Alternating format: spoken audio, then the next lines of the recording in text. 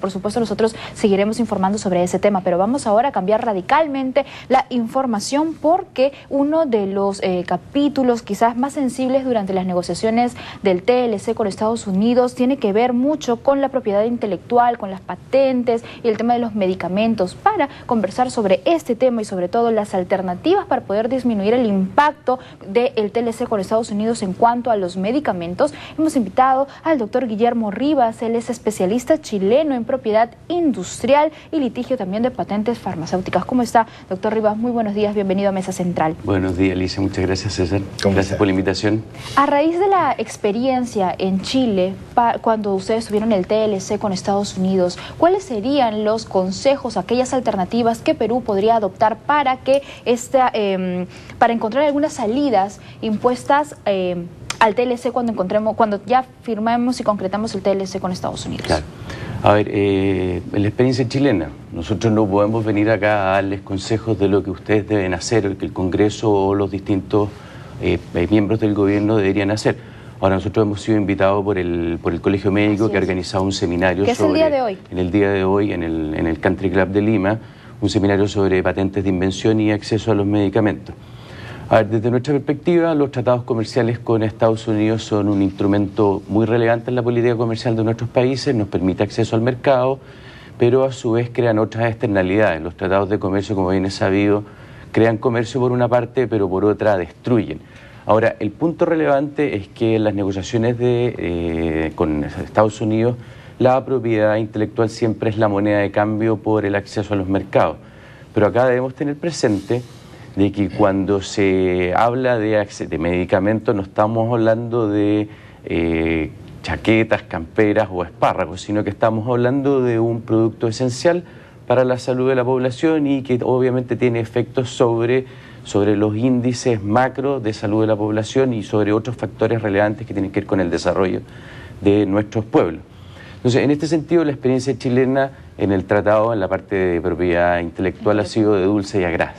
Esa es la realidad y creo que los elementos claves para enfrentar este proceso es que debe haber una mirada de país, de todos los actores, sobre todo en el Congreso Nacional. Bueno, Estados Unidos y Europa tienen una fortísima industria farmacéutica que obviamente hace a sus estados negociar en condiciones sobre todo de ventaja para la protección de los datos de prueba, las investigaciones científicas que hay alrededor de esto. Pero usted bien lo ha dicho, el medicamento es un elemento esencial para la vida del ser humano. Usted ha tenido la posibilidad de revisar las adendas que se incorporaron al Tratado de Libre Comercio y aprobadas por el Congreso de la República del Perú este año. ¿Qué le ha parecido? ¿Cómo enfoca usted el camino que está haciendo o dando el Perú, siguiendo el Perú, a efectos de que no se afecte el acceso a los medicamentos básicos? A ver, me parece que el Perú tiene un gran aliado en la comisión en Hatch-Waxman, que positivamente no están de acuerdo en replicar el modelo regulatorio americano a nuestros países.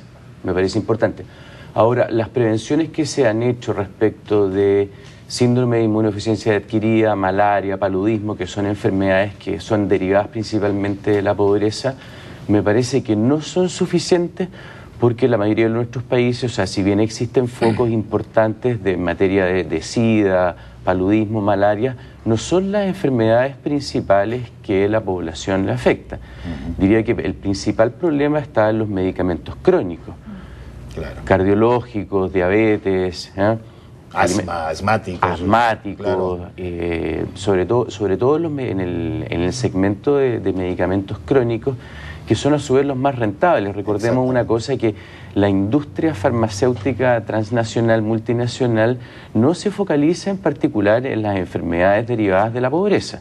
Entonces, si bien existen algunos esfuerzos, no es el foco principal, sino que el foco principal, no hay que perder está derivado precisamente en las enfermedades que necesitan medicamentos crónicos y que son en definitiva los que el Estado chileno o peruano debe consumir la mayor parte de sus recursos. ¿Usted cree que Estados Unidos ha cambiado algunos términos en la negociación en cuanto a ese tema, propiedad intelectual, a lo que negoció con Chile y a lo que está negociando con nosotros? A ver, yo creo que hay avances y retrocesos.